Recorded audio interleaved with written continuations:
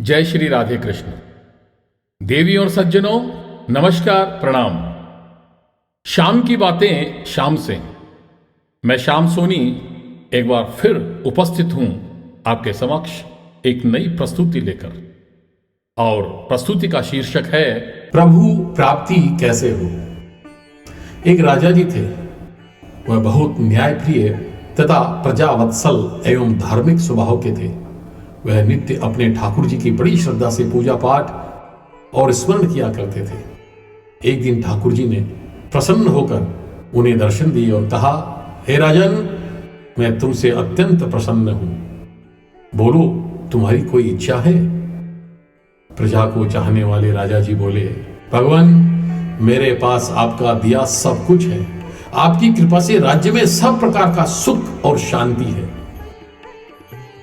लेकिन फिर भी मेरी एक ही इच्छा है कि जैसे आपने मुझे दर्शन देकर धन्य किया, वैसे ही मेरी सारी प्रजा को भी कृपा कर दर्शन दीजिए। प्रभु बोले, यह तो संभव नहीं है।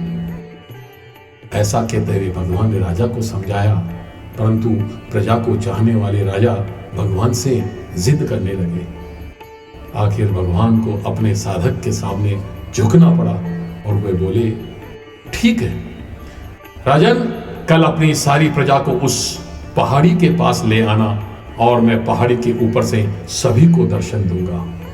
यह सुनकर राजा अत्यंत प्रसन्न हुए और भगवान को धन्यवाद दिया। अगले दिन सारे नगर में ढिंढोरा पिटवा दिया गया कि कल अमुक पहाड़ के नीचे मेरे साथ पहुंचिए, वहां भगवान आप सबको दर्शन देंगे। और दूसरे दिन राजा अपने समस्त प्रजा और स्वजनों को साथ लेकर पहाड़ी की ओर चलने लगे। चलते चलते रास्ते में एक स्थान पर तांबे के सिक्कों का पहाड़ आया। प्रजा में से कुछ एक लोग उस ओर भागने लगे। तभी ज्ञानी राजा ने सबको सतर्क किया और कहा कि कोई भी उस ओर ध्यान न दे, क्योंकि तुम सब भगवान से मिलने जा रहे हो। इन तांबे के सिक्कों के पीछे अपने भाग्य को लात मत मारो। परंतु लोभ लालच से वशीभूत प्रजा के कुछ लोग तांबे के सिक्कों वाली पहाड़ी की ओर भाग गए और सिक्कों की गठरी बनाकर अपने घर की ओर लौटने लगे। वे मन ही मन सोच रहे थे, पहले ही सिक्कों को समेट ले, भगवान से तो फिर कभी मिल लेंगे। राजा खिन्न मन से आगे बढ़े। उन्हें कुछ दूर चलने पर चांदी के सिक्कों का चमचमाता हुआ पहाड़ दिखाई दिया।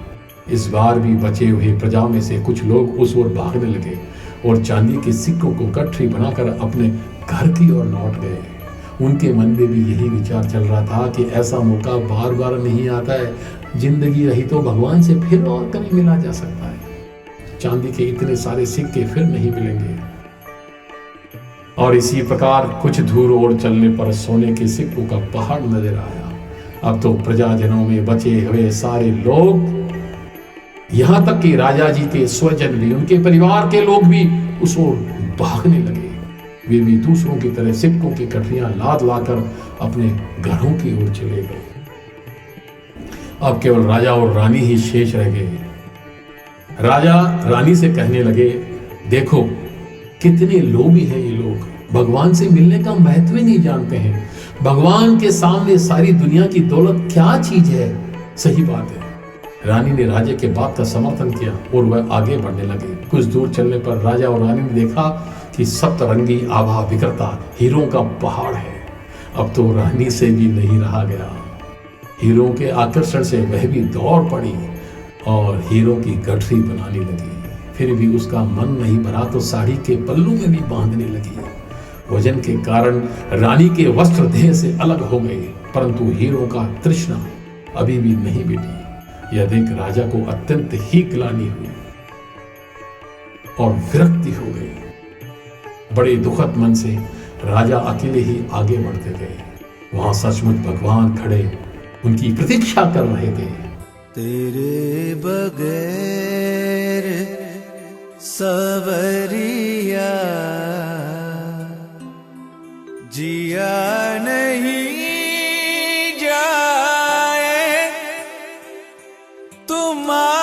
के बाँह पकड़ लो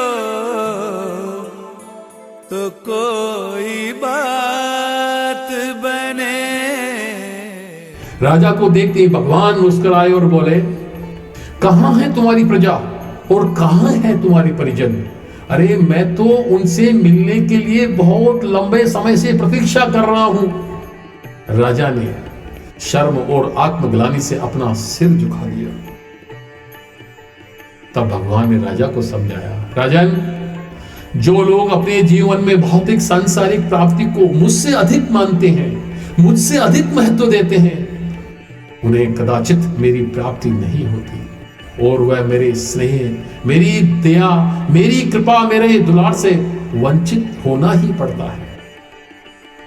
इस कहानी का सार, जो जीव अपनी मन, बुद्धि और आत्मा से संत, सतगुरु और अपने बुजुर्गों के बताए हुए रास्ते पर चलते हैं और जो सर्वलौकिक मोह को छोड़ के सदगुरु को ही अपना मानते हैं, वो ही प्रभु की सेवा प्राप्त कर सकते हैं। जय जय श्री राधे कृष्ण।